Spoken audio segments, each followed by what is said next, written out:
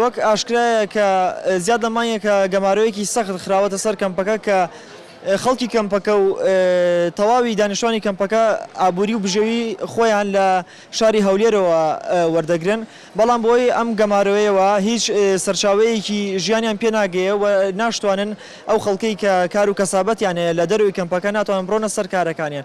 بۆ هۆی ئەم کارەشەوە سێ منداڵ لە سکی دایکیانە گیانیان لە دەستدا و لە بارچوون. ئەمەش کردەیەکی خۆکوژیەکە و هێزولایەنانەی بەرامبەر ئەو خەڵکە دەیکەن، چونکە وەک ئاشکرایە خەڵکی ئەو کەمپە خەڵکێکی بیانی نین، خەڵکێکی بێگانە نین، هەمویان ڕەچەڵێکیان کوردە و هاوخوێن و هاونیشتمانی ئێمەن. بۆیە پێویستە بە زووترین کات هەڵوێستی پێویست و ڕێکاری پێویست بگرێتە بەر بۆ شکاندنی ئەو ئابڵوخەیە. ئەم کردەیەکی دوژمنانەیە بەرامبەر بە کۆمەڵێک هاوڵاتی، بەرامبەر کۆمەڵێک هاونیشتمانی، زیاتر لە سیاسەتی دەوڵەتی تورک دەوڵەتانی دوژمن ئەکان، نەک هێزێکی کوردی بەرامبەر کۆمەڵێک هاوڵاتی کورد. پێویستەکە حکوومەتی هەرێمی کوردستان یاخۆت بڵێن تا ڕادەیەک پای نگای کوردستان هیچ نەبێ بەدەمی ئەو ئاوارانە بچێت. خۆی لە ڕاستی ئێمەش باش لەوە تێگەیشتون کە یان و یاخود ئەو ڕێکخراو منەزەمانەی کە هاتوونەتەوە ناوچە بۆ بڵێن بۆ یارمەیدانی ئەو کەمپانە، ئەوانش بە ئازی حکوومەتی هەرێمی کوردستان و پای نگای کوردستان ئاجوڵێنەوە.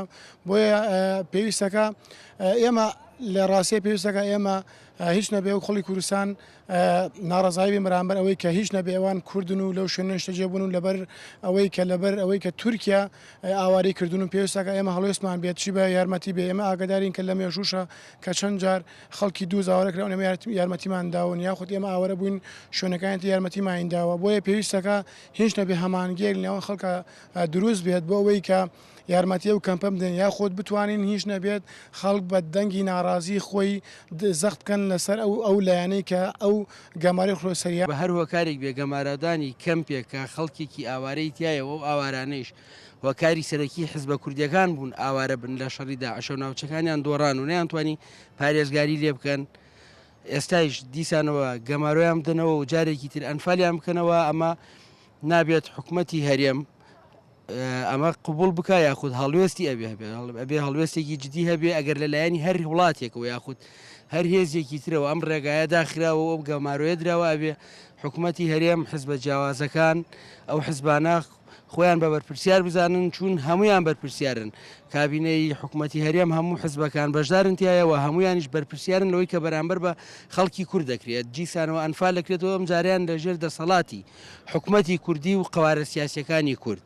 خەوارە جیاجەکان دیسانەوە کورد ئەنفال دەکرێت. دیارە داواکاریشمانەوەیە ئەو گەمارۆیە بشکێنرێت و بە زووترین کات ئەگەر گوێ لە داواکاریەکانمان بگیرێ بە زووترین کات هەموو پێداویستەکانیان بۆ دابین بکرێتەوە و نەبنە هۆکاریەوەی جارێکی تر خەڵک لە برسا بمرێت.